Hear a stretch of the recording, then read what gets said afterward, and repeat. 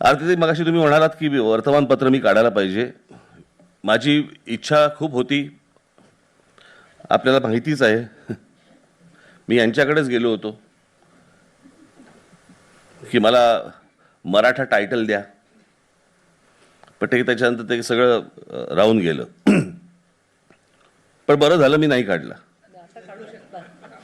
नाही, बरं झालं मी नाही काढलं, कारण सध्याची वर्तमानपत्र किंवा सध्याची चॅनल्स ही बातम्यांपेक्षा जाहिरातींवरतीच चालतात.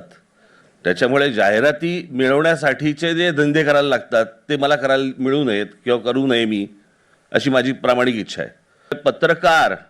पत्रकारिता ही काय मला आत्ताच काहीतरी राजकारणामध्ये आल्यानंतर कळली अशातला भाग नाही आहे.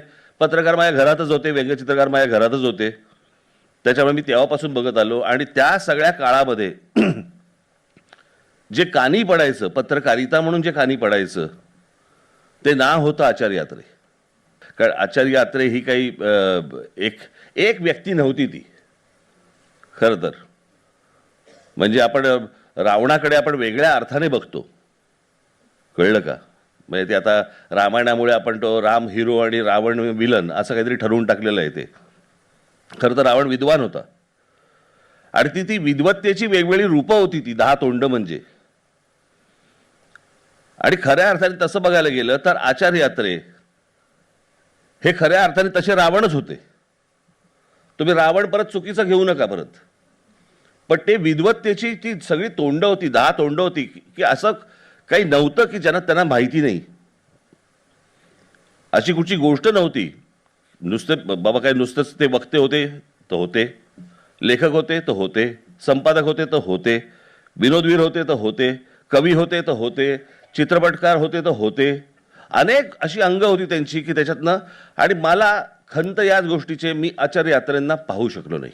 आपण जर आत्ता अपेक्षा करत असू की आपण त्या प्रकारची पत्रकारिता आता होईल, मला वाटत नाही आता त्या प्रकारची पत्रकारिता होईल. कारण त्या प्रकारच्या अधिकारवाणीने म्हणजे स्वतःचं वर्तमानपत्र काढून स्वतः मालक असून स्वतःचे विचार मांडणं हे आता फारच दुर्मिळ झालेलं आहे. आणि कोणाचे तरी काहीतरी कोणतरी मालक आहे, त्याचा एक साईड बिझनेस हा वर्तमानपत्र किंवा चॅनल आहे, तो चालवायचा आणि त्याच्यामध्ये पत्रकार काम करतायत, किंवा त्याच्यामध्ये काही बाबा सरकारला काहीतरी जाणीव करून द्यायची आहे, अशा अनेक त्याला पदर आहेत हल्लीच्या सगळ्या चॅनल्स. आणि या सगळ्या गोष्टींना ते पदर उलगडायला लागले तर सगळेच नागडे होतील.